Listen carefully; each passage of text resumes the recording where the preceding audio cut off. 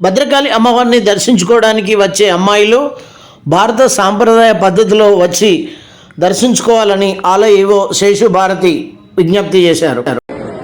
అమ్మ భద్రకాళి దేవస్థానానికి వచ్చే భక్తులకు మనవి, అమ్మాయిలందరూ ఈ మధ్య కాలంలో ప్రత్యేకంగా ఒక ఫ్యాషన్గా జుట్టు విరబోసుకొని రావడం జరుగుతోంది. దయచేసి మేము వారికి తెలియజేసేది ఏమనగా, ఎవ్వరూ కూడా దేవాలయానికి జుట్టు విరబోసుకొని రాకూడదు. మనం ఒక దైవాన్ని ప్రేమగా కోరుకోవడానికి వస్తున్నాము.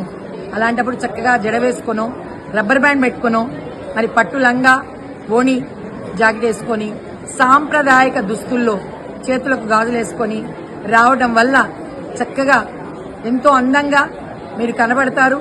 మరియు అమ్మవారి ఆశీస్సులు కూడా మనకు వెంటనే అందుతాయి.